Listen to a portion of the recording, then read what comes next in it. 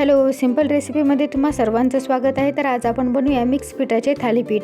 तर त्यासाठी आपल्याला लांब भोपळा लागणार आहे। तर तो लांब भोपळा आपण कट करून घेऊयात आणि हा भोपळा आपल्याला खिसून घ्यायचा आहे।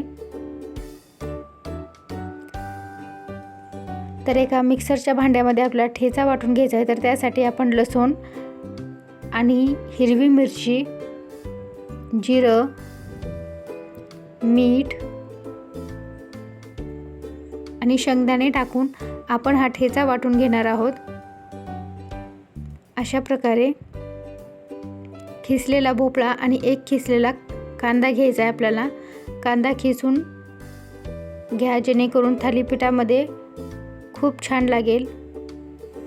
तर 2 वाट्या ज्वारीचं पीठ घेतलेलं आहे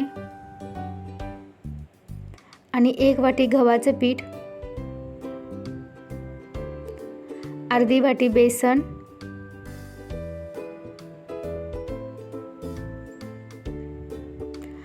ठेचा घ्यायचा आहे वाटलेला,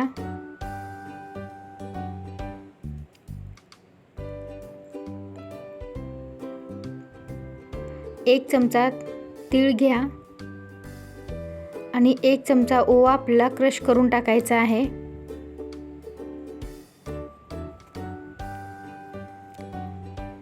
आता कडकडीत गरम तेल टाका, 2 ते 3 चमचे, जेणेकरून थालीपीठ हे खुसखुशीत होतील। आता त्यामध्ये अर्धा चमचा हळद, अर्धा चमचा लाल तिखट आणि चिरलेली कोथिंबीर टाकून हे चांगलं मिक्स करून घ्या। त्यामध्ये आपण मीठ टाकणार आहोत।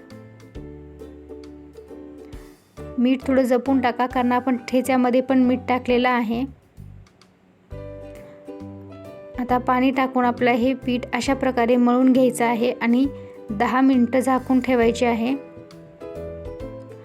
आता एक कॉटनचा कपडा घ्यायचा आहे आणि तो ओला करून घ्यायचा आहे। त्यावर आपण पिठाचा गोळा घेऊन थापून घेणार आहोत।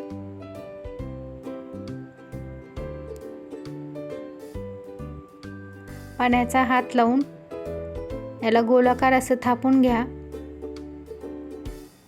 आणि त्याला मधोमध एक छिद्र पाडा। मध्ये छिद्र पाडल्यामुळे थालीपीठ हे चांगल्या प्रकारे भाजलं जातं। आता कांद्याच्या साहाय्याने आपण तव्याला तेल लावून घेऊ। नेहमी धपाटे किंवा थालीपीठ करत असताना तव्याला तेल कांद्यानेच लावा, जेणेकरून ते आणखी जास्त टेस्टी होतील। आता आपण ते तव्यावरती टाकून घ्यायचं आहे थालीपीठ।